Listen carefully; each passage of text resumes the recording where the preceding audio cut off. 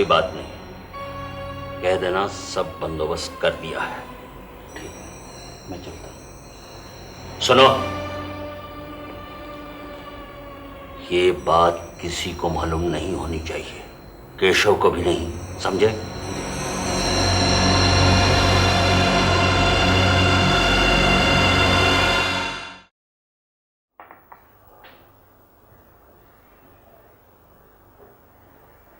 आप एकदम चुप क्यों हो गए?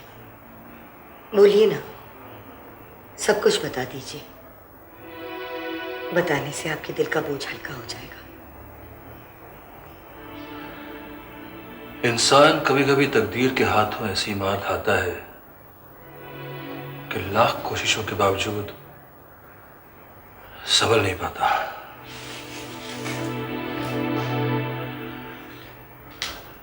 मैंने जैनट के बारे में न जाने क्या क्या सपने देखे थे, पर मुझे मालूम नहीं था कि उसका प्यार एक ढोंग है, एक ढकोसला था, सिर्फ मेरी जायदाद हथियाने के लिए। शादी के 1 महीने बाद मुझे एक केस के सिलसिले में लंदन से बर्मिंघम जाना पड़ा। जब मैं वापस आया तो मेरा सब कुछ लूटकर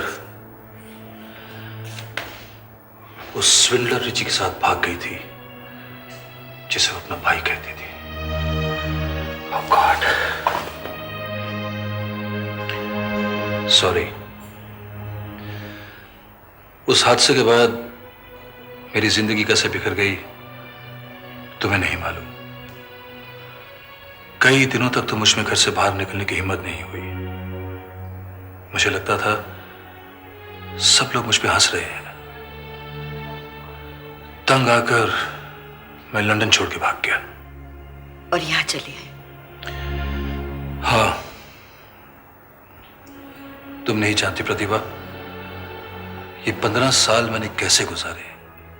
बस भूल जाओ उन पुराने जख्मों को जो भर चुके हैं। उन्हें फिर से हरा करने से क्या फायदा? कैसे भूल जाऊं? कैसे? मेरी तरफ देखो। मैं किसी तरह अपनी जिंदगी को घसीटता जा रहा था। तुम क्यों आ गई मेरी जिंदगी में? क्यों? बोलो। अफसोस हुआ? मालूम नहीं, तुमने मेरी जिंदगी में आकर फिर से जीने की तड़प पैदा कर दी है। अच्छा है ना? तुम जब मेरे पास होती हो तो मैं सब कुछ भूल जाता हूं। तुम जब चली जाती हो तो ये घर काटने को आता है और मैं घबरा जाता हूं, और उस घबराहट में फिर इस जलील चीज का सहारा लेता हूं। तुम हमेशा के लिए यहां क्यों नहीं आ जाती? प्रतिभा, तुम मेरी जिंदगी में बहार बनकर आई हो। अब इस बहार को समेट के कभी मत जाना, नहीं तो मैं मर जाऊंगा।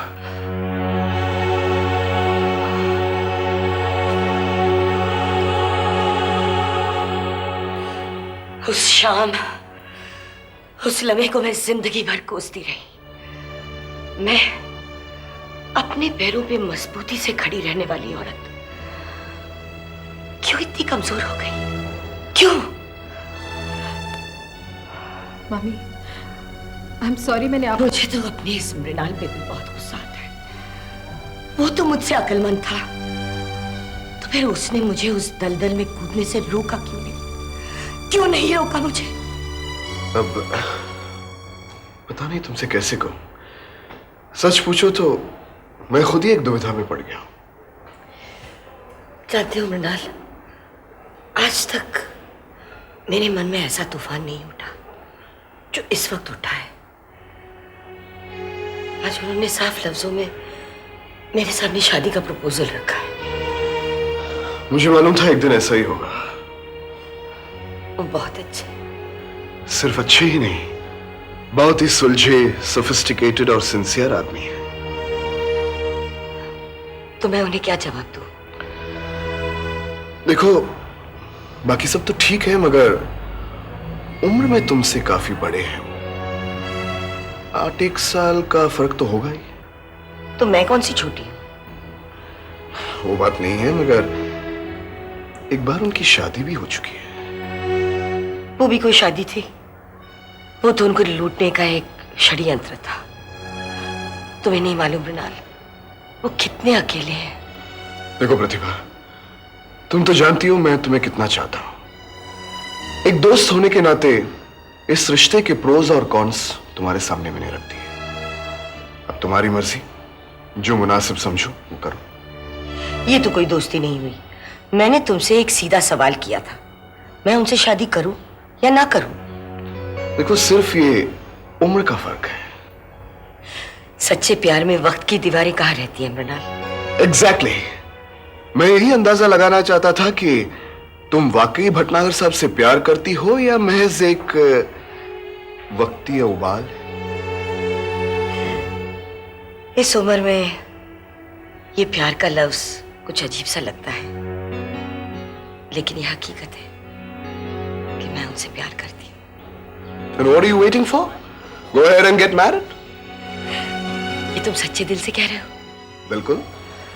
मैंने आज तक कभी तुमसे झूठ बोला है?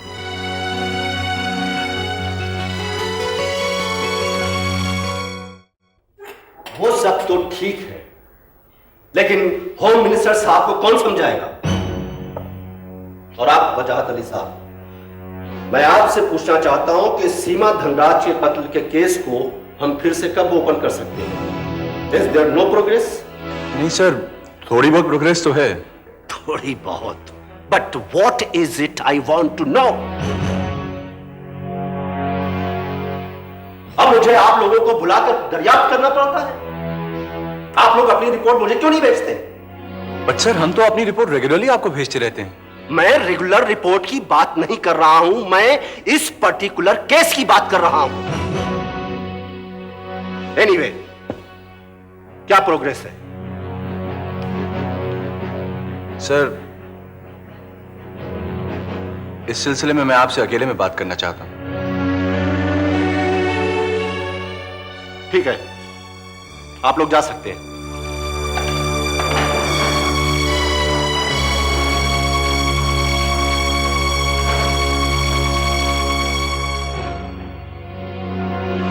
हाँ, तो मिस्टर वजाहत,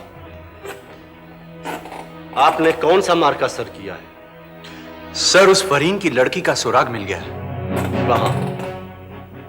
18 जनवरी की रात को कोई उसे सेंट पीटर्स ऑर्फनेज के बाहर छोड़ गया था। और आपको कैसे यकीन हो गया कि वो फरीन की ही बेटी है? सर, मैंने अपनी पूरी रिपोर्ट इस सीक्रेट डॉक्यूमेंट में दर्ज की है। अगर आप... मैं इसकी स्टडी करूंगा, पर उस लड़की से क्या हासिल होगा? आप उस फरीन के कातिल की तलाश क्यों नहीं करते? जी, उसकी भी कोशिश कर रहे हैं। ठीक है, मैं इसकी स्टडी करूंगा। Okay.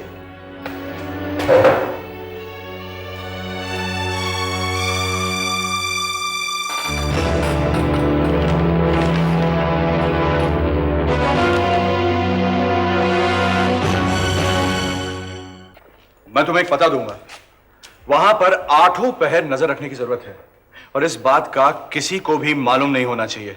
Is that clear? Yes sir. कम।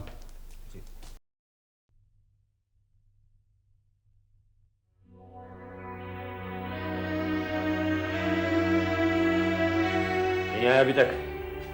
मैंने तो तुमको कपड़े बदल कर आराम करने के लिए कहा था। हाँ, तुम क्यों चले आए? हाँ हाँ, उस फूलों की सेज पर नींद आएगी। मुझे पता है कि रंगारों में लौट रहा हूं मैं नहीं जानती, मुझे नहीं मालूम। हाँ, तुम्हारा ब्लड प्रेशर बहुत हाई है और डॉक्टर ने कहा है कि तुमको रेस्ट की सख्त जरूरत है। हाँ हाँ, मैं रेस्ट करूंगा। तुम्हारा लाडला चैन से मुझे मरने तक नहीं देगा। मोटरसाइकिल के लिए पैसे कहां से लाया था? किसने दिए थे उसे पैसे? बोलो। ये चुप रहने से काम नहीं चलेगा। क्यों दिए थे उसे पैसे? क्यों? बगैर लाइसेंस के स्पीड लिमिट जोन में इतनी तेजी से मोटरसाइकिल भगा रहा था जैसे कि फाइटर प्लेन पर बैठा हुआ हो। शुक्र करो कि किसी को कुचल नहीं दिया उसने। Please calm down, please calm down. सुनो, तुम्हारा ब्लड प्रेशर का क्या होगा? Damn my blood pressure! मेरी जान तो लेगा ही लेगा, लेकिन साथ में बेचारे जय को भी किसी मुसीबत में डाल देगा। वक्त और रिश्तों के उतार चढ़ाव की एक अनोखी दास्तान जुनून सिनेविस्टा एंटरटेनमेंट पे देखना ना भूले और उसे लाइक, शेयर और सब्सक्राइब करें। आपका साथ ही हमारी ताकत है। जुनून जुनून जुनून जुनून